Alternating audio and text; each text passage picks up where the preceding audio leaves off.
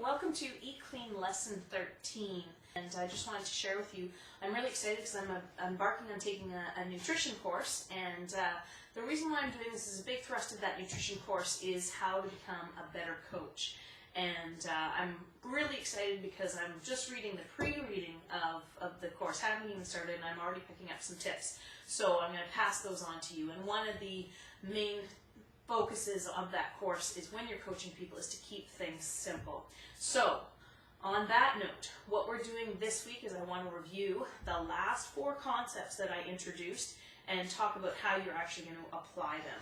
So just reviewing the last 4 lessons, there's my dog coming in, the last 4 lessons I was encouraging you to 1, decrease processed foods, 2, increase your veggies, 3, increase your water, and the 4th one, and most recent lesson, we were talking about how to get lean protein at every meal. So what I've done is I've made a cheat sheet list, and what I want you to do is take a look at your cheat notes and choose probably only 1, maximum 3 items on that list, and decide which thing or what strategy you think you can successfully do or change within your current nutrition habits for 14 days. Every day, can you change it for 14 days? So if you're unsure, pick something simple.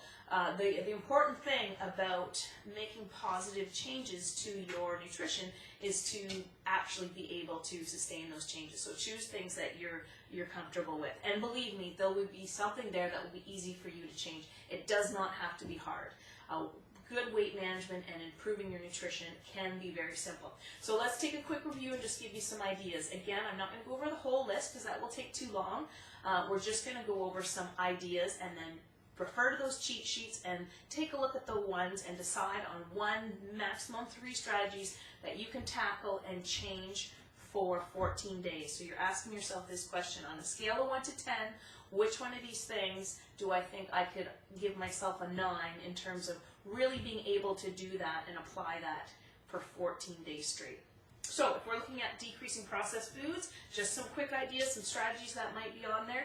Maybe you could, if say you typically have a sandwich or something on a bun, you could change that and instead make some baked potato or yam or sweet potato or maybe some quinoa, and you could put that same content of what you would normally do on your sandwich, you could place it on some other 2 options. Lots of other ideas on how you could decrease processed food. Another thing might be instead of having prepackaged cereal, so there's a processed food, maybe you could make some oatmeal in the morning.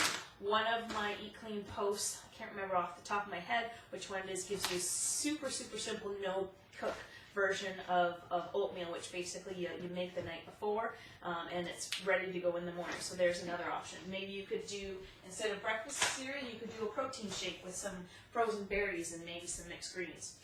So the second item that I was challenging you to do was to increase your veggies. That's a pretty easy one, lots of options there. So here's just my little visual cue. So increasing your veggies, maybe what you could do is, remember I had Jake helping me pre-pack little bags of veggies. Maybe that's one strategy you could do.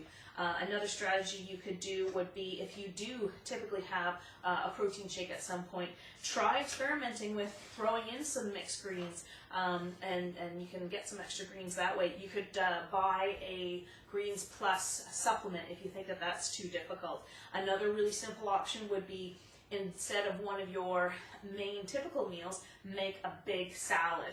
Just make sure, if you are going to do that as a strategy, make sure you add in some healthy fats, some lean protein, in making sure that that salad is satisfying and will fill you up. Okay, the next one that we did was to increase water. So how could you do that? Maybe the one thing we talked about was to fill up a water bottle like this, aiming for 6 to 8 times, or sorry, so one this size, probably 4 to 6 times a day, and make sure you drink it. Or you could use a simple bottle like that. If you're not into packing your water, first thing in the morning, pour yourself a big glass of water about this big right when you wake up, chug it down. and make sure you're having a large glass of water at breakfast, lunch, and dinner as well. And then choose one other time in the day where you're going to have some water. Very simple ways to increase your water. One of the other final things that I was asking you to think about doing was to try and have lean protein at every single meal. That was our very last lesson. So just twigging your memory, there's lots of different varieties on how you can get lean protein at every meal.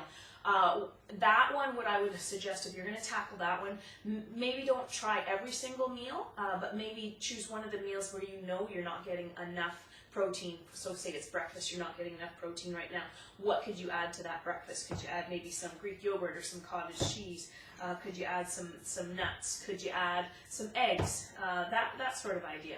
So once again, I went through a bunch of stuff. I do not want you to tackle all of them. I want you to choose 1 to 3 things.